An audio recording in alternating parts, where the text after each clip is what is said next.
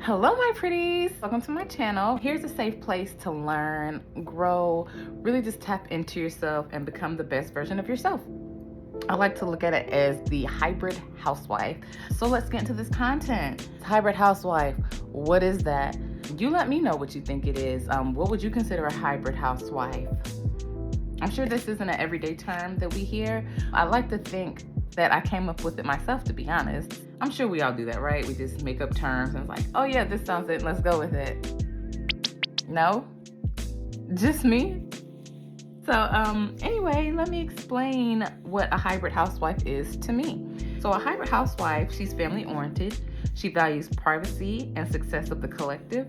She's an amazing mom if she has children. She's a vixen to her husband. She finds ways to be a high-earning housewife. She's a domestic goddess. She oozes femininity. All things that others truly adore about her, but most importantly, these are things that she adores about herself. In my home, this is the wife as we know it. See what I did there? Comment below if there's anything that I missed or what you would consider a hybrid housewife in your own household, because obviously this is something that's a very personal thing, but in my household, I like to encompass all these things. So let's dissect. This isn't something that everybody aspires for their lives, and it doesn't have to be, but those who want it, all of this is definitely attainable as long as you are willing to do the work. Once you're actually ready for the growth, you'll be ready for the content, and it'll make perfect sense in your mind. Being all these things are great. All the things that I mentioned as the hybrid housewife, being super feminine, being so graceful, having that control in your household, they're great, but it takes work, and mostly internal work.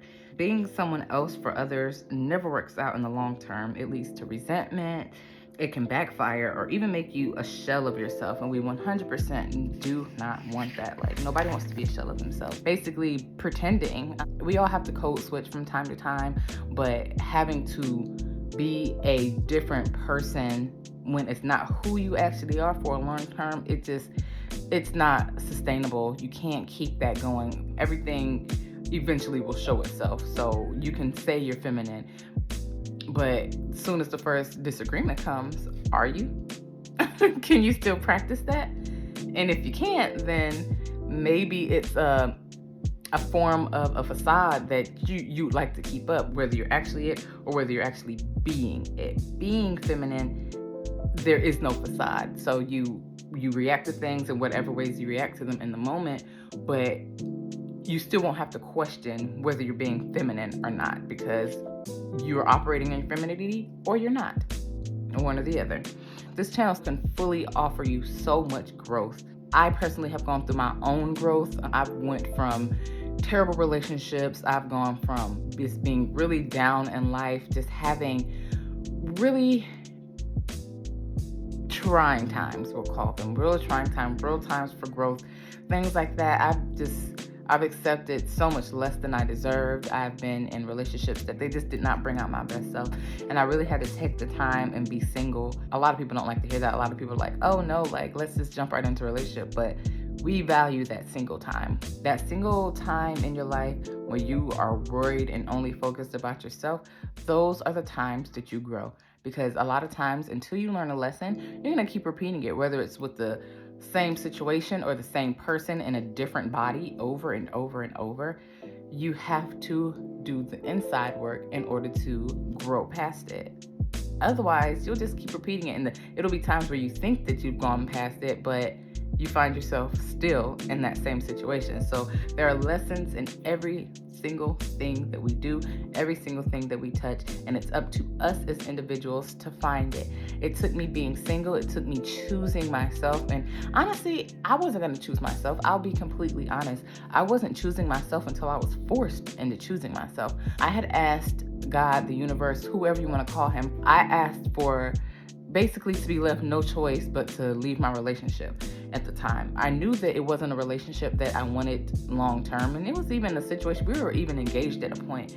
But after a while, I kind of snapped into reality, realizing that this is not the relationship for me.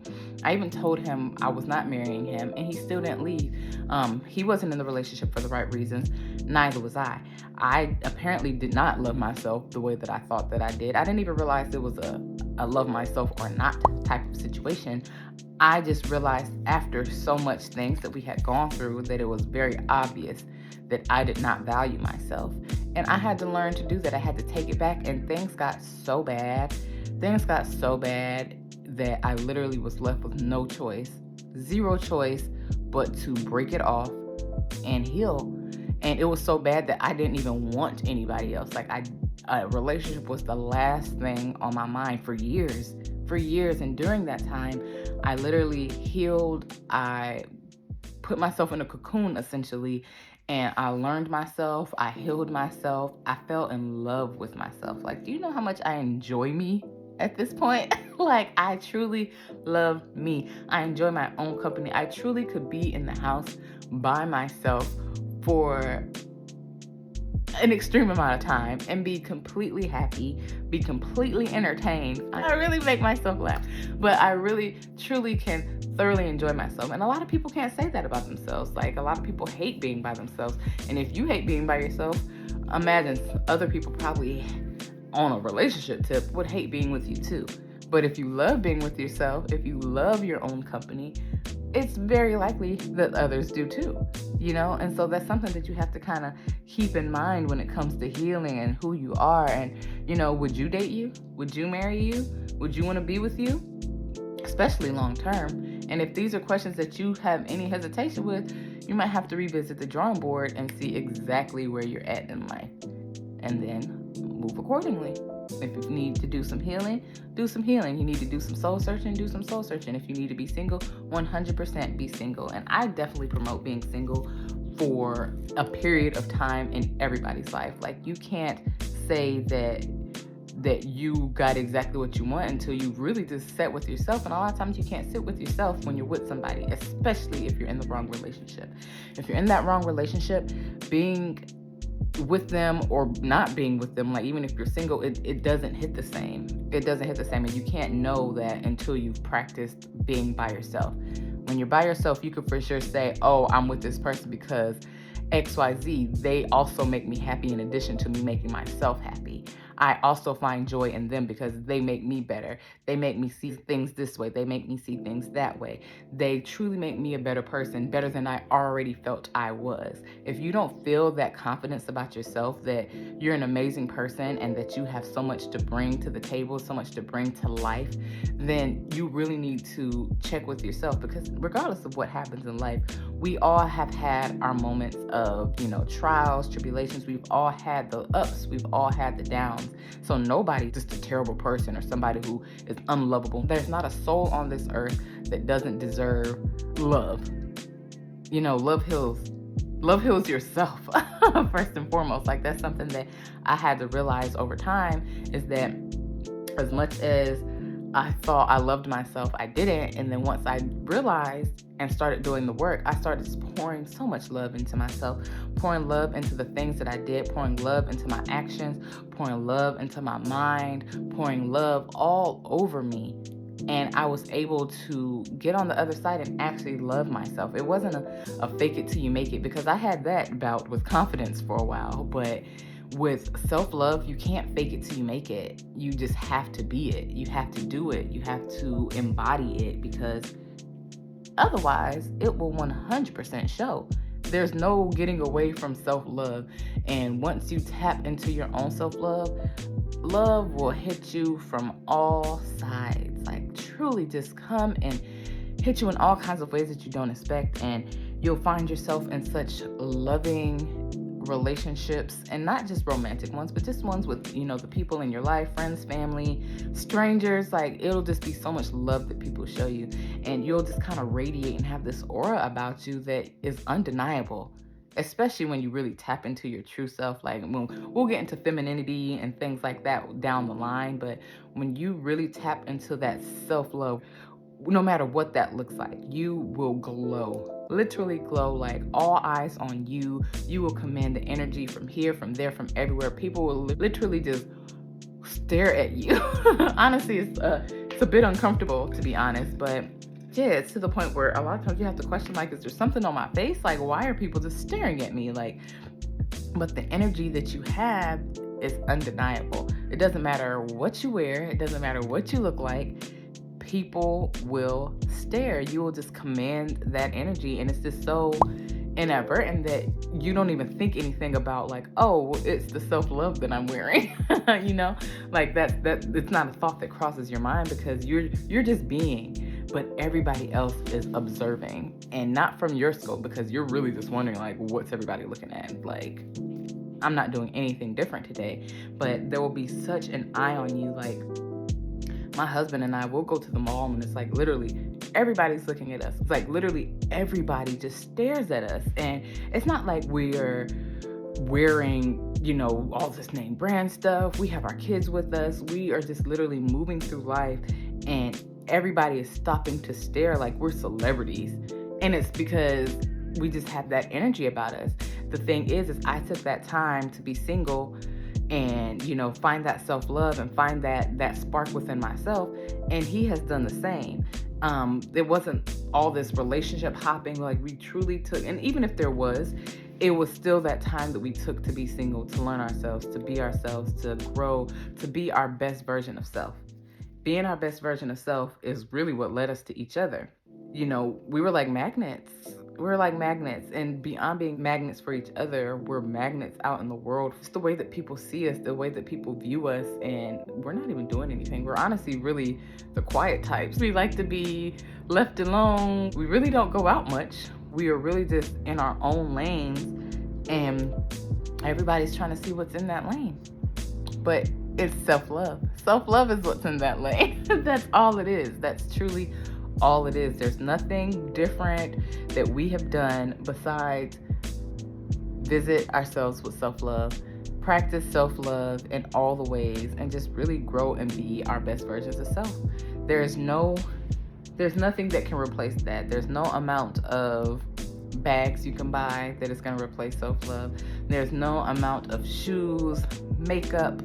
There is no amount of anything that can replace what that of self-love is. Whatever self-love brings is what self-love brings. All those other things, they're just fillers for the moment. And don't get me wrong, they're fun, they're great, etc., etc., but you can't replace self-love. And in order to be your best version of self, you have to work toward that, starting with self-love. You have to work on it. And it's not always going to be easy. It's not always going to be fun. A lot of times it's hard. A lot of times it's emotional. A lot of times you will want to just give up, but it's one of those things that you really just can't. In order to be your best version of self, any progress is better than no progress. So let's make that a point first and foremost. Any type of work that you're doing toward this is better than not doing any at all. You can't ignore yourself. You're stuck with you for the rest of your life. This time that you came onto this plane, you got this body for the rest of your life. And it could be a long life, it could be a short life, but either way, you're stuck with it.